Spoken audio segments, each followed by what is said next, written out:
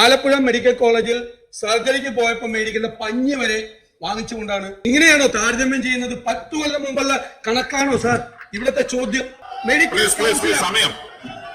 Sir, medical കേരളത്തിലെ രോഗികളെ ചൂഷണം ചെയ്യാനുള്ള സൗകര്യമാണോ ഈ സർക്കാർ ചെയ്തു കൊടുക്കുന്നത്? ബഹുമാനപ്പെട്ട പ്രതിപക്ഷ നേതാവ്, അങ്ങെന്തിനാണ് ഇത്ര പ്രകോപിതനാകുന്നത്? അങ്ങെന്തിനാണ് ഇത്ര പ്രകോപിതനാകുന്നത്? ഞാനിവിടെ കണക്കുകളാണ് പറഞ്ഞത്. ഞാൻ ആദ്യത്തെ എന്റെ ഉത്തരത്തിൽ ബഹുമാനപ്പെട്ട MLA മാർ ചോദിച്ചതിൽ കൃത്യമായ കാര്യങ്ങൾ പറഞ്ഞു, ചോദ്യത്തിനുള്ള ഉത്തരം പറഞ്ഞു. പിന്നീടുള്ള ഓരോ ചോദ്യത്തിനും I have placed data before this assembly sir. You can challenge, അത് ചലഞ്ച് ചെയ്യാം സാർ. ബഹുമാനപ്പെട്ട പ്രതിപക്ഷ നേതാവിനെ ഞാൻ ക്ഷണിക്കുന്നു. ഇത് ചർച്ച ഇടതുപക്ഷ സർക്കാരും ബഹുമാനപ്പെട്ട മന്ത്രി ചെലവഴിച്ച കണക്കുകളുടെ കാര്യങ്ങളൊക്കെ പറഞ്ഞു. സർ, കേരളത്തിലെ നമ്മുടെ ആശുപത്രികളിൽ എത്തുന്ന രോഗികൾക്ക് കാരുണ്യ പദ്ധതി ഉൾപ്പെടെയുള്ള ഇൻഷുറൻസ് ഉൾപ്പെടെയുള്ള സ്കീമുകൾ കിട്ടുന്ന കാര്യത്തിൽ വളരെ ബുദ്ധിമുട്ടാണ്. സർ, ഇത്തരം കാര്യങ്ങളുമായി ബന്ധപ്പെട്ടാണ് ഡോക്ടർ ഹാരിസ് പറഞ്ഞത്. അന്ന് മന്ത്രി പറഞ്ഞ ഒരു മറുപടി, ഞങ്ങളുടെ തകരാറല്ല, സിസ്റ്റത്തിന്റെ തകരാറാണ്.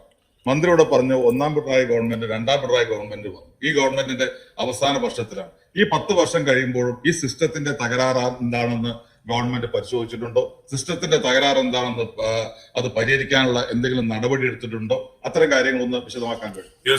സർ, പത്തനംതിട്ടയിൽ കുമ്പഴയിൽ മാധ്യമങ്ങൾ എന്നോട് ചോദിച്ചപ്പോൾ ഈ യൂറോളജി വകുപ്പ് മേധാവിയുമായി ബന്ധപ്പെട്ട ചോദ്യത്തിനുള്ള എന്റെ മറുപടിയായിരുന്നു സർ. ഞാൻ പറഞ്ഞത് വളരെ വ്യക്തമായിട്ട് തന്നെ അന്ന് പറഞ്ഞു.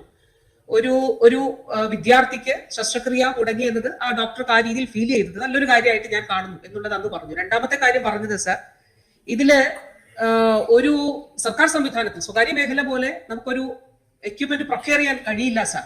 ഇപ്പൊ ഈ സഭയിൽ തന്നെ നമ്മൾ എത്രയോ കാര്യങ്ങൾ അതിന്റെ ഭാഗമായിട്ട് ചർച്ച ചെയ്തിരിക്കുന്നു സാർ.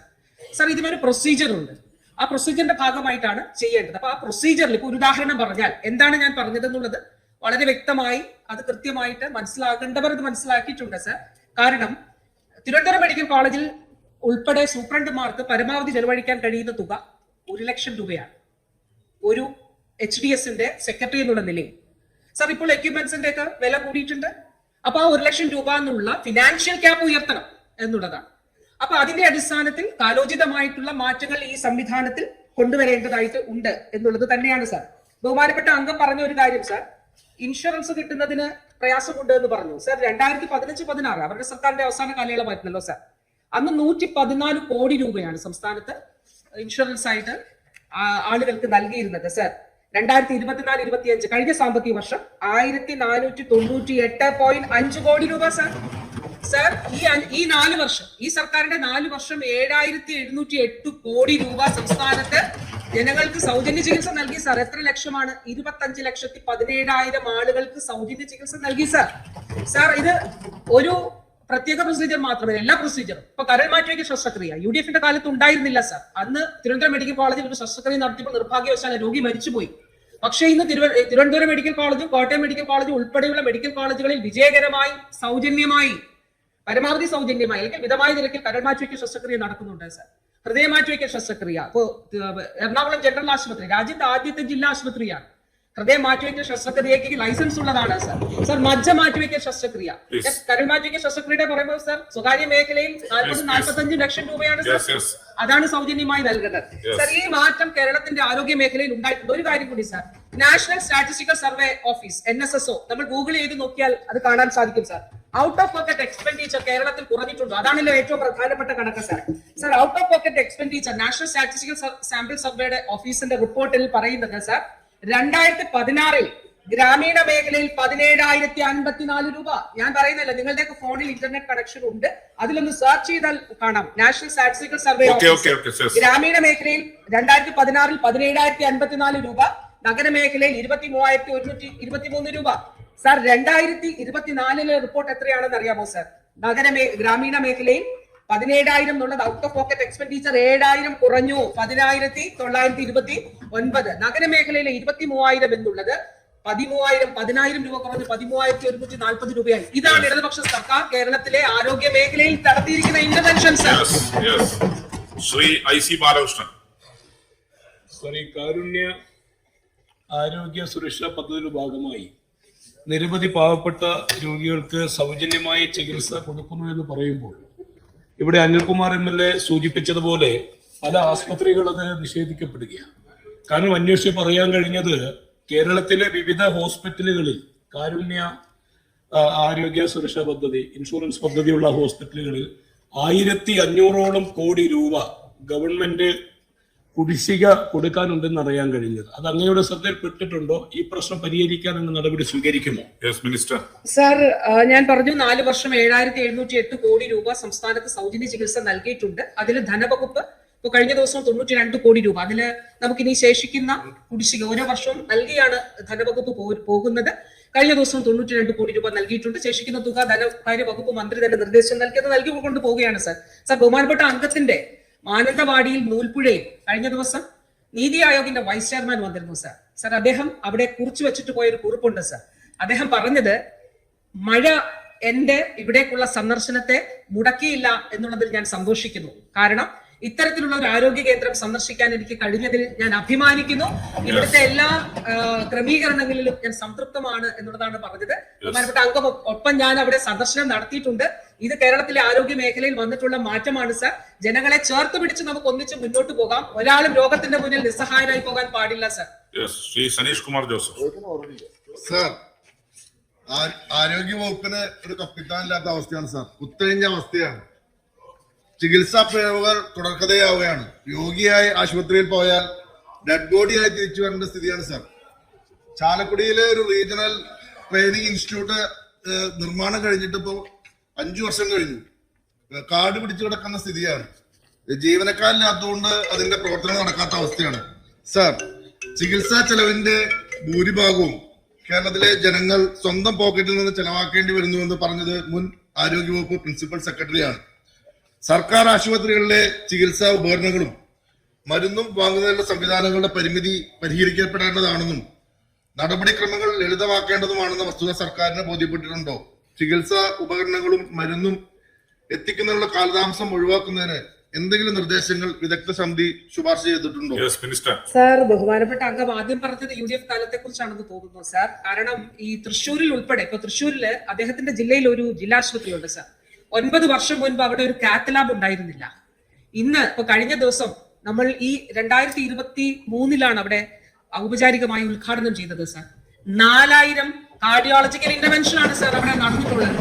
ഇപ്പോ വളരെ അപൂർവമായി മാത്രം നടക്കുന്ന മെഡിക്കൽ കോളേജ് ടെറിഷറി സെന്റേഴ്സിൽ മാത്രം നടക്കുന്ന cardiological procedure Thrissur medical college ജില്ലാ ആശുപത്രിയിലെ കാർഡിയാക് ടീം നടത്തി സാർ. ബഹുമാനപ്പെട്ട അംഗം അവിടെ പോയി അവരെ ഒന്ന് അഭിനന്ദിക്കണം. കാരണം തൃശൂർ ജില്ലയിലെ സാധാരണക്കാരായിട്ടുള്ള ആളുകൾക്ക് വേണ്ടിയിട്ടാണ് ഇത് നടത്തിയിട്ടുള്ളത് സാർ. സാർ, ഞാൻ പറഞ്ഞത് national statistical sample survey report നമ്മുടെ ഫോൺ ഇവിടെ നിന്ന് പുറത്തിറങ്ങുമ്പോൾ ഒന്ന് ഗൂഗിൾ ചെയ്ത് നോക്കണം സാർ. ഇത് നമ്മുടെ മുന്നിലുള്ള ഡേറ്റയാണ്. ആ ഡേറ്റ ഞാൻ ഒന്നുകൂടി ആവർത്തിക്കുന്നു. ഔട്ട് ഓഫ് പോക്കറ്റ്, അതായത് 2 കാര്യങ്ങളാണല്ലോ സാർ. സൗജന്യ ചികിത്സ പരമാവധി നൽകുന്നു സംസ്ഥാന സർക്കാർ. ഈ മാറ്റം ഉണ്ടായത് ഈ കാലഘട്ടത്തിലാണ്. SHA സ്ഥാപിച്ചത് 2019 2020-21 മുതൽ ഫംഗ്ഷൻ ചെയ്യാൻ തുടങ്ങി. അന്ന് UDFന്റെ കാലത്ത് 30,000 രൂപയായിരുന്നു. ഇത് പറഞ്ഞത് കൊണ്ട് പറയിക്കുന്നതാണ് സാർ. കാരണം ഇതിൽ ഇങ്ങനെ വ്യത്യാസത്തോടെ മാറി നിന്നല്ല, ജനങ്ങളെ ഒന്നിച്ചു ചേർത്താണ് നമ്മൾ ഇതിൽ മുന്നോട്ട് പോകേണ്ടത്. 30,000 രൂപയായിരുന്നു അന്ന് ഇൻഷുറൻസ് ഒരു കുടുംബത്തിന് സാർ. ഇന്ന് എത്രയാണ് ഒരു വർഷം? 5 ലക്ഷം രൂപയാണ് സാർ. 5 ലക്ഷം രൂപയാണ് ഒരു കുടുംബത്തിന് നൽകുന്നത് സാർ. ഈ നാഷണൽ സ്റ്റാറ്റിസ് സാമ്പിൾ സർവേ റിപ്പോർട്ടിൽ പറയുന്നു ഗ്രാമീണ മേഖലയിൽ 2015-16 സാർ 17,000 രൂപയായിരുന്നു ഔട്ട് ഓഫ് പോക്കറ്റ് എക്സ്പെൻഡിച്ചർ. നഗരമേഖലയിൽ 23,000 രൂപ. ഇന്ന് 2024 കഴിഞ്ഞ വർഷം നഗരമേഖലയിൽ 13,000 രൂപയായി. 10,000 രൂപ കുറഞ്ഞു സാർ. കാർഡിയോളജിക്കൽ പ്രൊസീജിയേഴ്സ് ഉൾപ്പെടെ, ഞാൻ കാത്തലാബിന്റെ കാര്യം പറഞ്ഞത് സ്വകാര്യ മേഖലയിൽ 6 ലക്ഷം രൂപയായിരുന്നത് തൃശൂർ കാത്തലാബിൽ സൗജന്യമായി ചെയ്യുന്നു. കാസ്പിൽ ഉള്ളവർക്ക്, പുറത്തുള്ളവർക്കോ കാർഡ് ഇല്ലെങ്കിൽ 1.5 ലക്ഷം രൂപയ്ക്ക്, അതായത് 2 സെന്റ് ആണെങ്കിൽ 1,20,000 രൂപ ആ നിലയിൽ ചെയ്യുന്നു സാർ. ഇതാണ് മാറ്റം. തീർച്ചയായിട്ടും അതിന് മുൻഗണന നൽകി തന്നെയാണ് സംസ്ഥാന സർക്കാർ പോകുന്നത്. ശ്രീ CR മഹേഷ് ചുമതലപ്പെടുത്തിയ പ്രകാരം Shri M Vincent. Sir, UDF സർക്കാരിന്റെ കാലത്ത് 6 മെഡിക്കൽ കോളേജുകൾ ആരംഭിച്ച സ്ഥാനത്താണ് ഒരു കാത്ത് ലാബ് ആരംഭിച്ച കാര്യത്തെക്കുറിച്ച് അഭിമാനത്തോടുകൂടി മന്ത്രി പറയുന്നത്. സാർ, എന്റെ ചോദ്യം ഇതാണ് സാർ. തിരുവനന്തപുരം മെഡിക്കൽ കോളേജിൽ വാർഡ് നമ്പർ 16, 17, 18, 19 4 വാർഡുകൾ 600ഓളം രോഗികളെ കിടത്തി ചികിത്സിക്കാവുന്ന ഈ 4 വാർഡുകൾ പൊളിച്ചു കളഞ്ഞിട്ട് 4 വർഷം കഴിഞ്ഞിരിക്കുന്നു സാർ. ഇന്നിപ്പോ അവിടെ മെഡിക്കൽ കോളേജിൽ പോയി കഴിഞ്ഞാൽ ഒരു ബെഡിൽ 2 രോഗികൾ കിടക്കുകയാണ് സാർ. ഈ ദയനീയ അവസ്ഥ പൊളിച്ചു മാറ്റിയ വാർഡുകൾ യഥാസമയം നിർമ്മിക്കാത്തതുകൊണ്ടാണ്. ഇത് പാർക്കിംഗ് ആയിട്ട് ഉപയോഗിച്ച് ഇന്നിപ്പോ അവിടെ പോകുമ്പോൾ ഒരു ബോർഡ് വെച്ചിരിക്കുന്നുണ്ട്, അണ്ടർ കൺസ്ട്രക്ഷൻ. ഒരു കൺസ്ട്രക്ഷനും ആരംഭിച്ചിട്ടില്ല. 4 വർഷമായി പൊളിച്ചു കളഞ്ഞ വാർഡുകൾ നിർമ്മിക്കാൻ എന്തുകൊണ്ടാണ് വൈകിയത് എന്ന് മന്ത്രിക്ക് പറയാമോ? Yes minister. സർ, ഒരു കാത്ത് ലാബ് അല്ല സർ.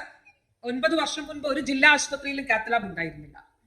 ഇപ്പോ സംസ്ഥാനത്തെ ഇടുക്കി ഒഴിച്ചുള്ള ആലപ്പുഴയിൽ തൊട്ടടുത്ത് തന്നെ കാത്ത് ലാബ് സ്ഥാപിക്കും. ഇടുക്കിയിലും നമ്മൾ ഇടുക്കി പാക്കേജിലും മെഡിക്കൽ കോളേജിന് അനുവദിച്ചിട്ടുണ്ട്, പ്ലാൻ ഫണ്ടിലും അനുവദിച്ചിട്ടുണ്ട് സാർ. അപ്പൊ ഇപ്പൊ 13 ജില്ലകളിലും ബഹുമാനപ്പെട്ട മുഖ്യമന്ത്രി പോയി അവസാനം ഉദ്ഘാടനം ചെയ്തത് വയനാടാണ് സാർ. അതായത് വയനാടും കാസർഗോഡും ഉൾപ്പെടെ കാത്ത് ലാബുകൾ ഇന്ന് സാധ്യമായി. ഇത്തരത്തിൽ സൂപ്പർ സ്പെഷ്യാലിറ്റി ചികിത്സകൾ സാധ്യമായിട്ടുണ്ട്. ഇനി മെഡിക്കൽ കോളേജുകളുടെ കാര്യം പറഞ്ഞാൽ സാർ, അവർ ജില്ലാ ആശുപത്രി ബോർഡ് മാറ്റി വെച്ചതേ ഉള്ളൂ. പക്ഷെ ഈ സർക്കാരിന്റെ കാലഘട്ടത്തിൽ സാർ 4 മെഡിക്കൽ കോളേജുകൾ പഠനം തുടങ്ങാൻ സാധിച്ചു. സംസ്ഥാനത്തെ മുഴുവൻ 14 ജില്ലകളിലും മെഡിക്കൽ കോളേജുകൾ ഉള്ള സംസ്ഥാനമായിട്ട് കേരളം മാറി സാർ. എല്ലാ ജില്ലകളിലും നഴ്സിംഗ് കോളേജുകളുള്ള സംസ്ഥാനമായിട്ട് കേരളം മാറി സാർ. ഈ സർക്കാരിന്റെ കാലഘട്ടത്തിൽ 21 നഴ്സിംഗ് കോളേജാണ് സാർ സർക്കാർ മേഖലയിലും സർക്കാർ അനുബന്ധ മേഖലയിലും തുടങ്ങിയിട്ടുള്ളത്. സർ, തിരുവനന്തപുരം മെഡിക്കൽ കോളേജിന്റെ കാര്യം ചോദിച്ചത് നന്നായി സാർ. സർ, കിഫ്ബിയിലൂടെ ഞാൻ പറഞ്ഞല്ലോ നേരത്തെ എത്ര കോടി രൂപയാണ് ഉപകരണങ്ങൾക്ക് നൽകിയത് എന്നുള്ളത് സാർ. സർ, 700 കഴിഞ്ഞ തൊട്ട് മുൻപ് അങ്ങേ വിളിച്ചിരുന്നു. നമ്മുടെ MLT ബ്ലോക്ക് ബഹുമാനപ്പെട്ട മുഖ്യമന്ത്രി ഉദ്ഘാടനം ചെയ്തിരുന്നു.